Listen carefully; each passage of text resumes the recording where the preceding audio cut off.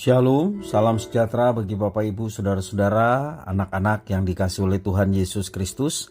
Berjumpa kembali bersama saya Pendeta Eka di dalam renungan firman Tuhan pada hari ini, hari Senin tanggal 9 Januari 2022. Sukacita dan damai sejahtera dari Tuhan Yesus kiranya menyertai hidup kita sekalian. Puji nama Tuhan.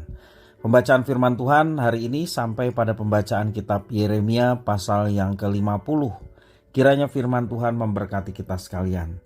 Baik, sebelum kita akan merenungkan bagian firman Tuhan hari ini, kita akan berdoa bersama-sama. Tuhan Allah Bapa di surga, di dalam nama Tuhan Yesus, kami datang pada Tuhan, mengucapkan syukur dan terima kasih buat kasih dan pemeliharaan Tuhan yang boleh nyata dalam hidup kami. Kami mau terus bertekun akan pengajaran firman Tuhan.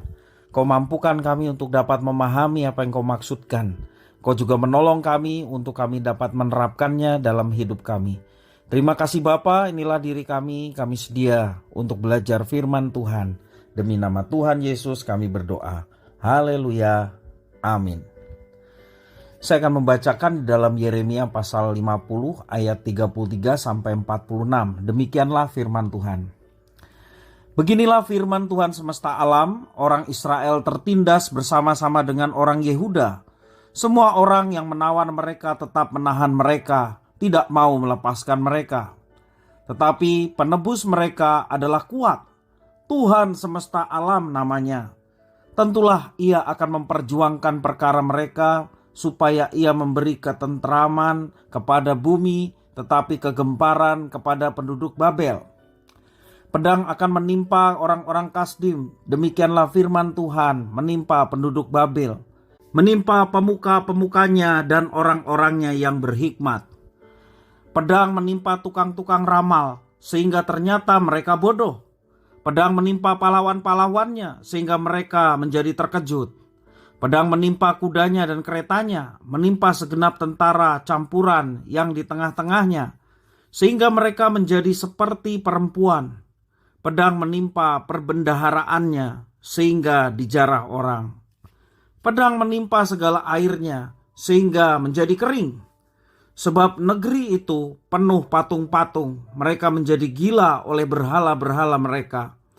Sebab itu binatang-binatang gurun serta anjing-anjing hutan akan diam di sana, juga burung-burung unta akan tinggal di dalamnya. Negeri itu tidak akan didiami lagi untuk seterusnya dan tidak akan ditinggali lagi turun-temurun. Seperti dahulu pada waktu Allah menunggang balikan Sodom dan Gomora serta kota-kota tetangganya. Demikianlah firman Tuhan. Demikianlah tidak akan ada orang lagi yang diam di sana, dan seorang anak manusia pun tidak akan tinggal lagi di dalamnya. Lihatlah, suatu bangsa akan datang dari utara, suatu suku bangsa yang besar dan banyak raja akan bergerak maju dari ujung bumi. Mereka memakai panah dan tombak. Mereka bengis, tidak kenal belas kasihan. Suara mereka gemuruh seperti laut. Mereka mengendarai kuda, berlengkap seperti orang maju berperang, menyerang engkau, hei putri Babel. Raja Babel telah mendengar kabar tentang mereka. Tangannya sudah menjadi lemah lesu. Kesesakannya telah menyergap dia. Ia kesakitan seperti perempuan yang melahirkan. Sesungguhnya seperti singa yang bangkit keluar dari hutan belukar sungai Yordan, mendatangi padang rumput, tempat kawanan domba. Demikianlah aku akan membuat mereka lari dengan tiba-tiba dari negeri itu dan mengangkat di atasnya dia yang kupilih. Sebab siapakah yang seperti aku? Siapakah yang berani mendakwa aku? Siapakah gerangan gembala yang tahan menghadapi aku? Sebab itu dengarlah putusan yang telah diambil Tuhan terhadap Babel dan rancangan-rancangan yang telah dibuatnya terhadap negeri orang-orang Kasdim. Bahwa sesungguhnya yang paling lemah pun di antara kawanan domba akan diseret.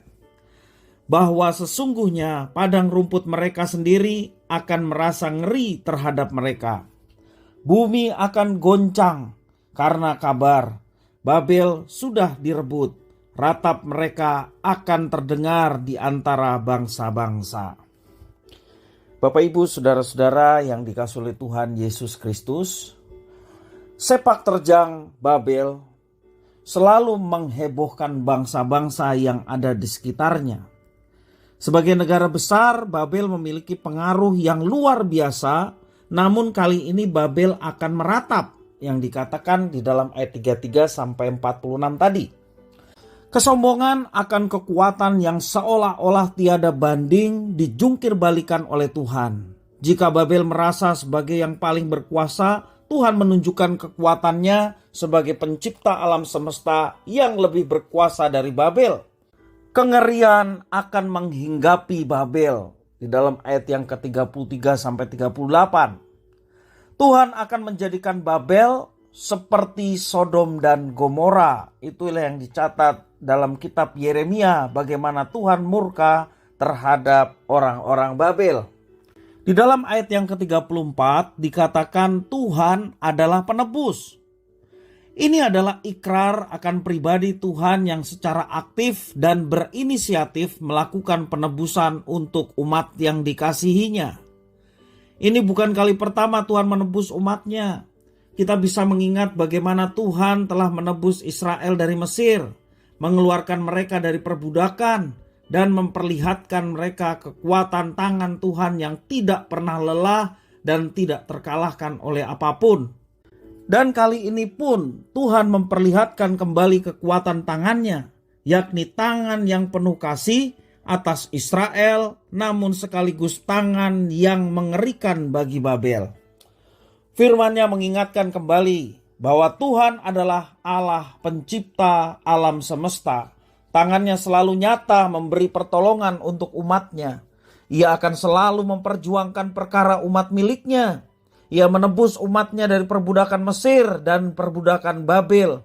Juga menebus kita dari perbudakan dosa sebagai umat yang saat ini berada di dalam kehidupan perjanjian baru.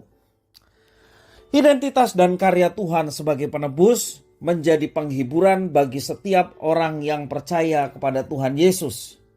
Ia akan selalu membebaskan kita dari lilitan persoalan atau pergumulan hidup, karena ia selalu memperjuangkan perkara anak-anaknya, dan bukan saja memperjuangkannya, tetapi dia juga memberikan pertolongan tepat pada waktu yang Tuhan sudah rencanakan buat setiap orang yang ditolong. Semestinya kita tidak perlu menjadi anak-anak yang takut terhadap berbagai macam ancaman, tetapi sebaliknya kita perlu belajar untuk selalu melihat bagaimana tangan Tuhan senantiasa terulur dan menyatakan kasih-Nya bagi umat-Nya. Juga kita perlu waspada sebab tangan Tuhan pun dapat menghukum kita karena dosa-dosa dan pelanggaran kita. Mari kita jalani kehidupan dengan merendahkan diri di hadapan Sang Penebus Tuhan Yesus Kristus. Maka Dia Sang Pembela kita, Sang Penebus kita, Allah yang berkuasa di dalam Yesus Kristus. Dialah yang akan menuntun kehidupan kita. Bahkan di dalam situasi sulit sekalipun, tak kala umatnya bersandar dan berserah sepenuhnya kepada Tuhan, kita akan mengalami yang namanya pemulihan, bahkan kesembuhan, mujizat, apapun yang diharapkan boleh terwujud oleh karena rencana dan kehendak Tuhan bagi anak-anak yang bersandar hanya kepada Tuhan saja. Kiranya firman Tuhan ini memberkati kita sekalian. Mari kita berdoa. Tuhan Allah Bapa di sorga, di dalam nama Tuhan Yesus, kami datang kepadamu mengucapkan syukur dan terima kasih buat kasih setia dan pemeliharaan Tuhan pada kami. Juga atas firman Tuhan yang mengajarkan kami untuk tetap bertahan setia kepada Tuhan, karena kami tahu bahwa Engkau Allah yang setia, yang akan menyertai, memberkati umat-Mu. Bahkan Tuhan yang akan terus menolong dalam segala pergumulan yang dihadapi. Engkau sumber jawaban yang akan memberikan jawaban yang terbaik dalam setiap pergumulan yang dialami anak-anak-Mu. Terima kasih Tuhan, inilah doa, permohonan, ucapan syukur kami. Semuanya kami naikkan di dalam nama Tuhan Yesus, Tuhan kekasih jiwa kami. Haleluya. Amin.